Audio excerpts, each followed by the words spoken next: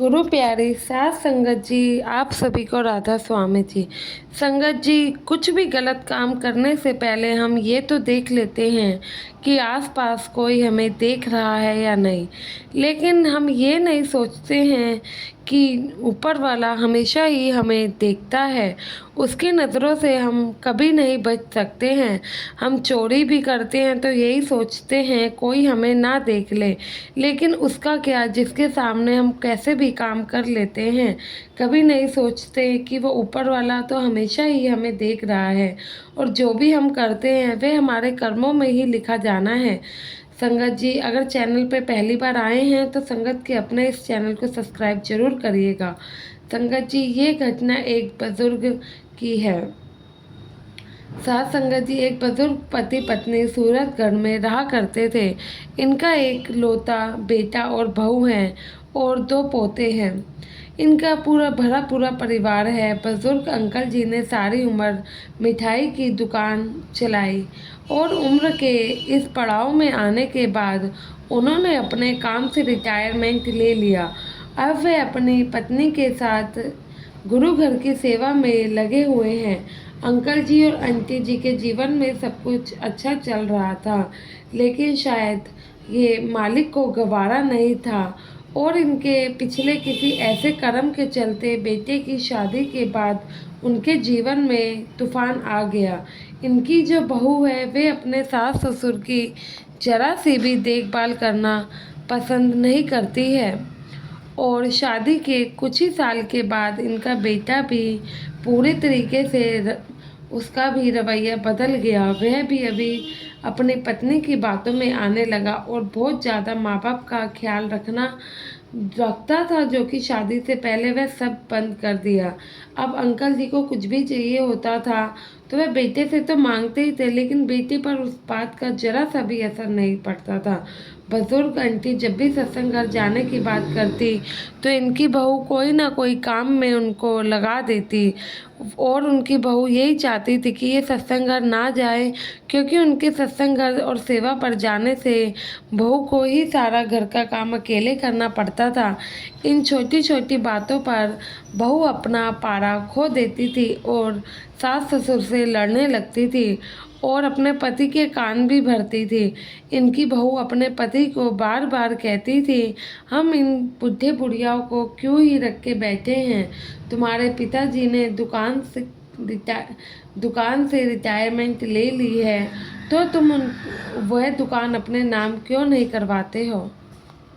फिर उनकी बीवी कहती है कि आपके माता पिता सत्संग की तरफ लगे हुए हैं, उसको देखकर मुझे यही लगता है कहीं ये अपनी दुकान और घर डेरे के नाम ही ना कर दे। पत्नी के बार बार कहने पर यह बात बेटे को भी सच लगने लगी थी, कहीं सच में पापा ऐसा ना कर दे। और एक दिन उसने कोई सरकारी लोन लेने का बहाना बनाकर पिता से अपनी दुकान की रजिस्ट्री करवा ली और अपने ही बीवी के नाम उसने वह दुकान करवा दी। पिता ने सोचा कि चलो कोई बात नहीं, हमारा एक लौता बेटा है, कल को वैसे भी ये दुकान उसी के नाम तो होनी है। अगर हमारे जीते जी ये काम हो जाए तो क्या ही बुरा है, कल को बेटे को कोई दिक्कत भी नहीं आएगी और आगे जाके बेटे ने ही तो हमें पूछना है। जब दुकान बहू के नाम हुई तो बहू ने अपना असली रंग दिखाना शुरू कर दिया।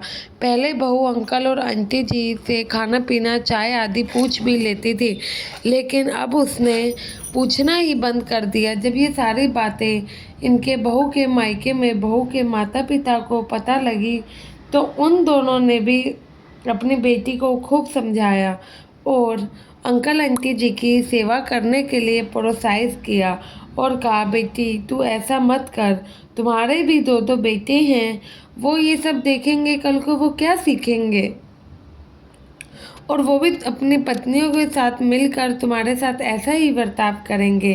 साथ संगत जी, बहू के माँ बाप उसको इसलिए समझा रहे थे क्योंकि उनकी खुद की भी एक बहू थी और वह बहू के सताए हुए थे, तो वह चाहते थे कि जिस दर्द से वह निकल रहे हैं आगे कोई और उस दर्द से ना निकले। बहू अपने माता पिता से बहुत ज़्यादा प्रेम करती थी, लेकिन उनके काफ़ी समझाने के बावजूद वह नहीं समझी। माता पिता की इन सब बातों का बहू पर जरा से भी असर नहीं पड़ा।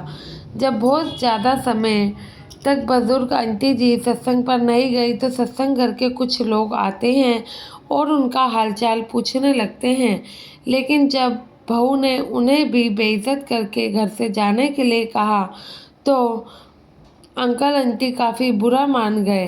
तो बहू उनसे लड़ने लगती है, कहती है तुम्हारे सत्संग की वजह से ये हमारी सास घर का कुछ काम नहीं करती है, बस इन पाखंडों में फंसी हुई है।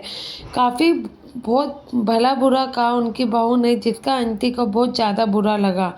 कुछ समय बीता, बेटे ने किसी बहाने से घर को भी अपने नाम करवा लिया। अब तो बहू ने ऐसे ऐसे रंग दिखाए कि अंकल और आंटी जी बहुत ज़्यादा परेशान रहने लगे। कुछ दिन के बाद बहू ने अपने पति से बात करके दोनों बुजुर्ग अंकल आंटी को किसी वृद्धा आश्रम में भेजने की तैयारी कर ली। जब यह बात अंकल आंटी जी को पता लगी तो वह बहुत रोए। बाबा जी की फ़ोटो के आगे अरदास करके यही सवाल करने लगे कि अगर भजन सिमरन सेवा पर जाने का यही नाम है तो आज के बाद ना हम सेवा पर आएंगे ना ही भजन सिमरन करेंगे, क्योंकि इतना करने पे भी हम इकलौते बेटा है हमारा, वो भी हमें इतना दुख दे रहा है तो हमें क्या ही फ़ायदा।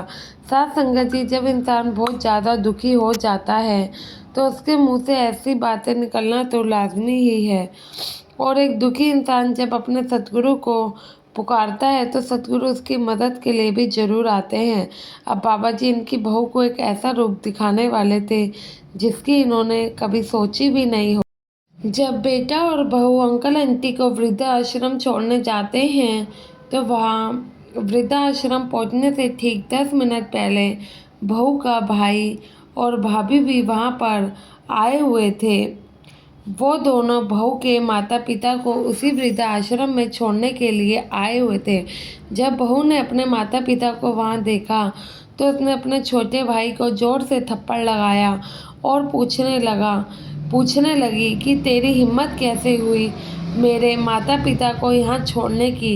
ये देखकर बहू के माता पिता से रहा नहीं गया तो उन्होंने अपनी बेटी के मुंह पर भी एक थप्पड़ लगा दिया और कहा, जैसे तेरी हिम्मत हुई है अपने सास ससुर को यहाँ छोड़ने की, वैसे ही इसकी हिम्मत हुई है।